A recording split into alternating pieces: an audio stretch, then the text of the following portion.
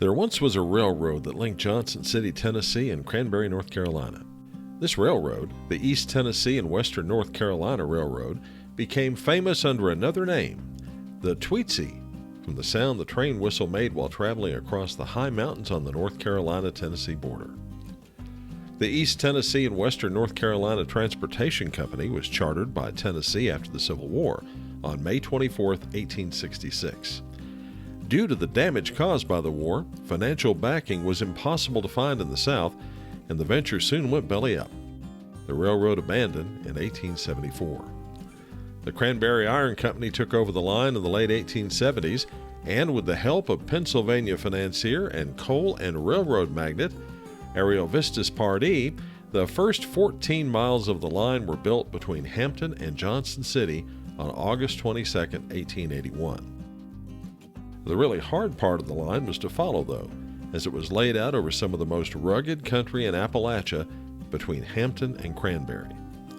It took another year to complete the ET and WNC line to Cranberry, North Carolina, with that part opening on July 3, 1882.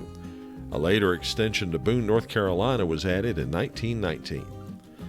This railroad ran through some of the most rugged parts of Appalachia. In the Doe River Gorge in Carter County, work mules had to be lowered by block and tackle to help build the railroad. There was no other way to get them in there to help do the work. The Tweetsie, while passing through breathtakingly beautiful country, was an engineering nightmare. The Tweetsie was known as the Railway with a Heart, since personnel would perform errands for folks who lived along the tracks, including allowing free rides during the Depression. Those tickets were stamped with a heart-shaped punch as a result. The Tweetsie hauled iron ore from the Cranberry mines back down to Johnson City, where it would be processed into iron and steel and then shipped out to the world. People in East Tennessee and Western North Carolina came to depend on the Tweetsie Railroad, as it was one of the major rail lines in this part of the country to haul both passengers and freight during World War II. And it was the end of that war that spelled the end of the Tweetsie Railroad. With the construction of highways in the region and the use of cars for transportation and trucks for hauling goods, the railroad soon became unprofitable. The first to go was the line from Elizabethton to Cranberry, although the line from Elizabethton to Johnson City remained for passenger service and for service to the rayon plants in Elizabethton. Making matters worse, there had been severe floods along the line in August 1940 that washed out the line, the reason passenger service to Boone had stopped, and led to the end of the line to Cranberry right after the war. With the rise of the automobile, folks stopped riding the Tweetsie. With that nail in the coffin, the ET and WNC line ended all operations on July 13, 1950, with only one locomotive left, number 12. And old number 12 has had an interesting history all its own. Railroad enthusiasts wanted to see Tweetsie number 12 continue hauling passengers, so they bought it and took it to Harrisonburg, Virginia in 1953 to operate as the Shenandoah Central Railroad. All's well and ends well, right? Nope.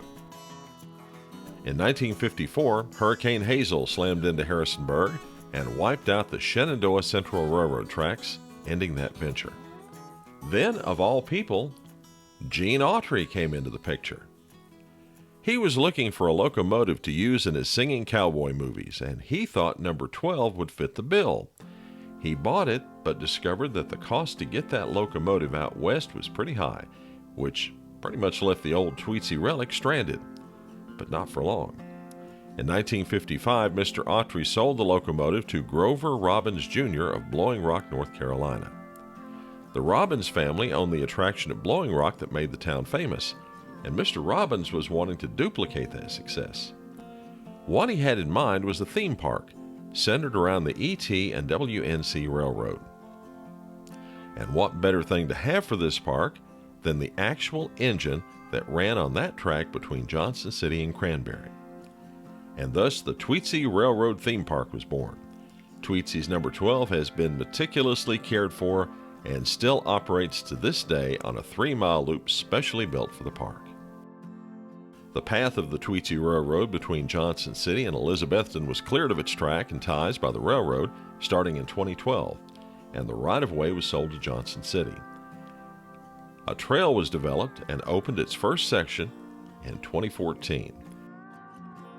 It's now been expanded to 10 miles linking Johnson City to Elizabethton. And folks, that's the story of the Tweetsie Railroad, another part of the history of this place we call home. Thanks for watching. Please be sure to subscribe to our channel.